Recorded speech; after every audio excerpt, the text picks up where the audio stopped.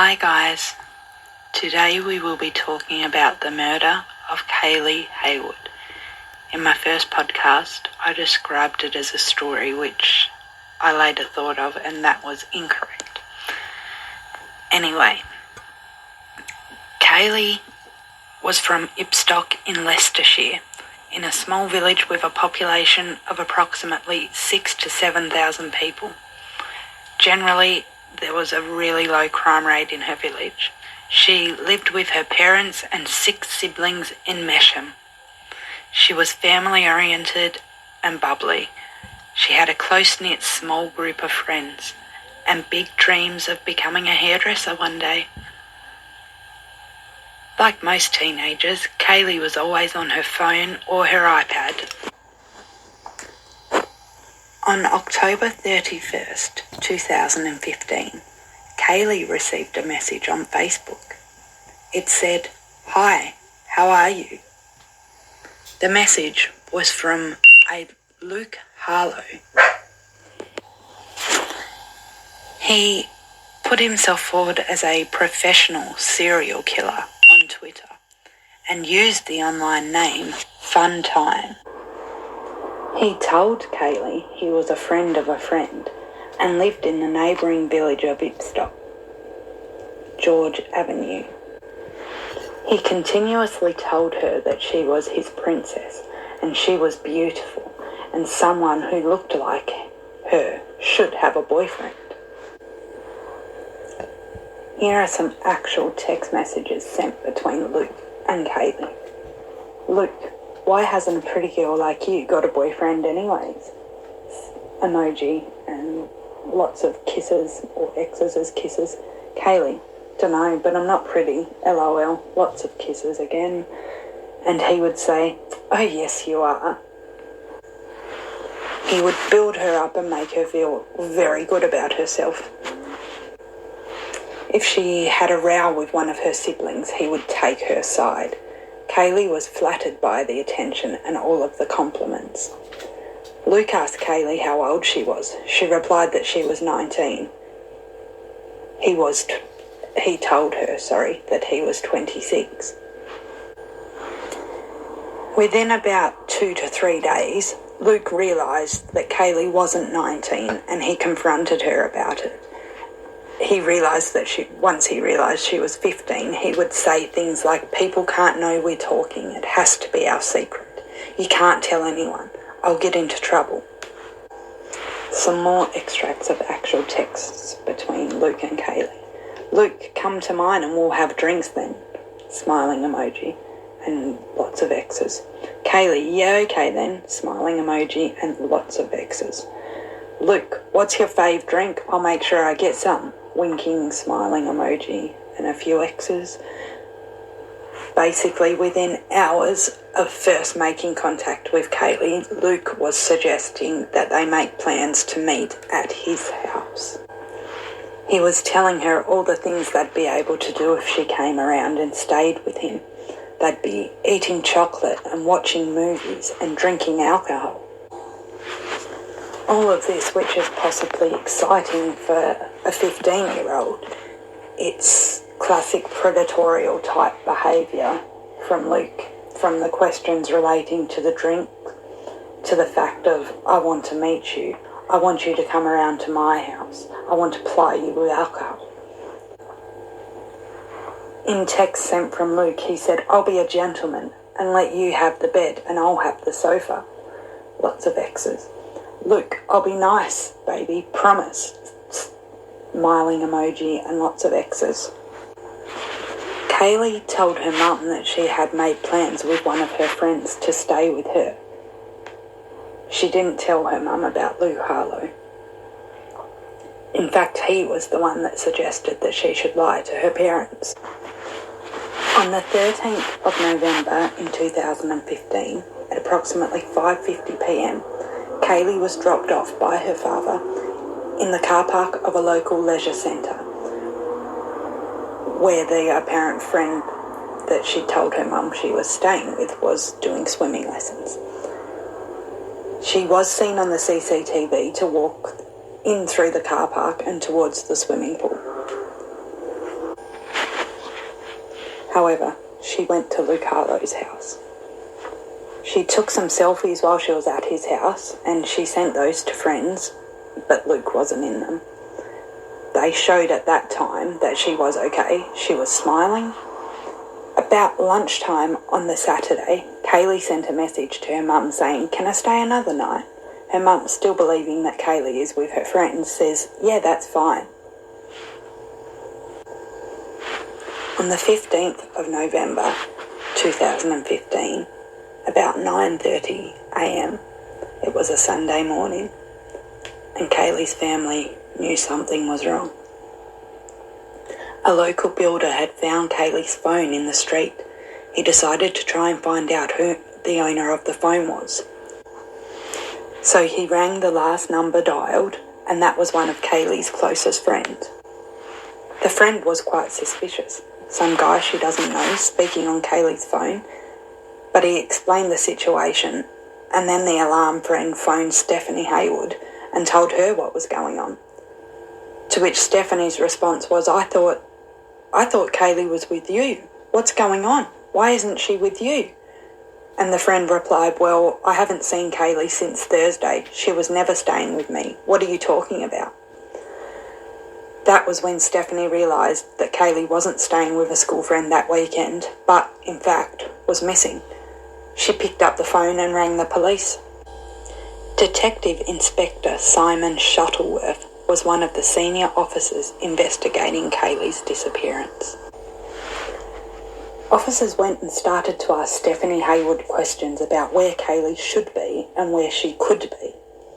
One of the very first questions that the attending officers asked Stephanie Haywood was, "Has she got a social media profile?" Stephanie answered, "Yes." Kaylee's social media profiles gave police new information. Detective Constable Andy Spence examined Kaylee's phone, laptop and social media. When he looked at Kaylee's Facebook profile, there was just the typical teenage girl stuff, basically. Nothing that seemed concerning, though. And then he found the messages between Kaylee and Luke. Kaylee, "Yeah, it'd be good to have some fun." Luke, "Oh well, you're speaking to the right person. I'm the fun times." Luke, "Can I kidnap you forever?" Love heart, love heart, love heart. Luke, "Nope, was going to have a party at mine later, but might just chill now." Kaylee, "Why don't you? LOL. Luke, "I don't know why. Do you want to come?" Luke is quickly traced after police seen the messages. The account that Luke gave to police was that Kaylee had been around at his house and that she'd stayed on the Friday night and that she was there on the Saturday night. The officers who came around to George Avenue to speak to Luke Harlow about Kaylee's current whereabouts were given some of her property by him. But what he didn't have was her phone, and he seemed very inquisitive and wanted to know where that phone was and whether police officers had found it. The attending officers thought that was suspicious and wondered why he would be so keen to know where the phone was. Police interviewed Luke at the station as a witness. He told the police that there was someone else with him and Kaylee on Saturday night. His neighbour, Stephen Beadman. He was a landscape gardener who, coincidentally, also hasn't been seen since. The officers who were looking for Beadman found him in an address at Colville, which is a nearby town to Ibstock, with injuries to his face. He said he fell while working outdoors. In addition to the injury to his forehead, he had one on his nose and another on his chin. The police arrested both Luke Harlow and Stephen Beadman on suspicion of kidnap. Both men were interviewed in police custody. They asked Harlow how they became friends, and he told them Facebook. They asked how the friendship came about, and Harlow told them he couldn't remember if he had added Kaylee or if she had added him. Harlow said He has a bad habit of accepting anyone who tries.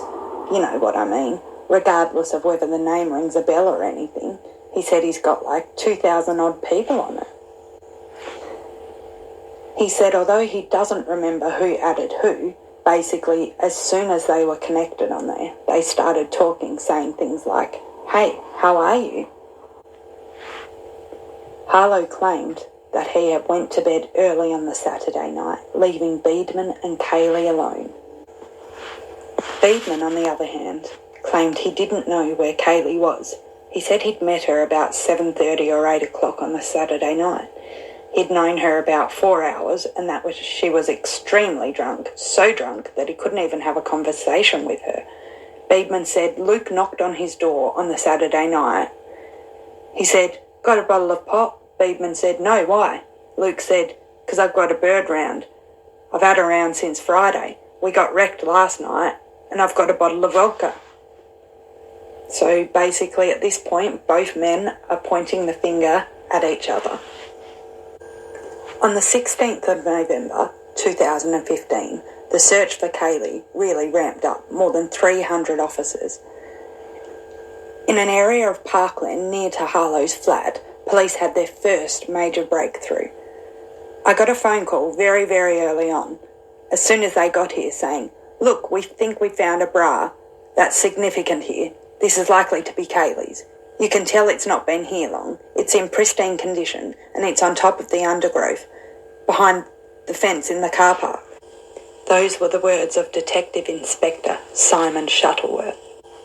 So the police took a photograph of the bra, showing it to Kayleigh Haywood, who was able to confirm that the bra belongs to Kaylee. Officers from all 5 East Midland forces, the Derbyshire Mountain Rescue Team and the specialist search officers, or the dog search officers, for example, are just an example of some of the special forces who were searching for Kaylee. DC Spence had the task of trying to piece together everything that had happened in the days leading up to Kaylee's disappearance. It was clear from their messages that Luke was the one arranging everything for their meeting, from telling her what to say to her friends and parents to organising drinks and telling her to keep it a secret. DC Spence's analysis of devices belonging to Kaylee and Luke revealed something alarming. When I looked at the messages between Kaylee and Luke, there were messages there which gave me cause for concern, he said. From very early on, Luke was talking to Kaylee about being naked. He was describing sexual acts. "Luke, we need to have some drinks soon, babe, so I can get you drunk and take advantage." When Luke realised that Kaylee was 15, the conversations got worse. It became more overtly sexual. He was describing more sexual acts, saying he wanted her naked in his bed. "Luke, can we be friends with benefits? Luke, I'd make you take your clothes off first." When police compared the messages on Luke and Kaylee's phones, they found Luke to have only kept 500 out of the 2,600 messages. "Luke, I'd cuddle you all day, but I'd be too tempted to do naughty stuff if you was in my bed naked." So all of the messages relating to Kaylee's age, to meeting up, anything inappropriate had all been deleted by him. The analysis of Kaylee's phone revealed more worrying information. On the night of Saturday, November 14th, Kaylee stopped using her phone around 9 p.m.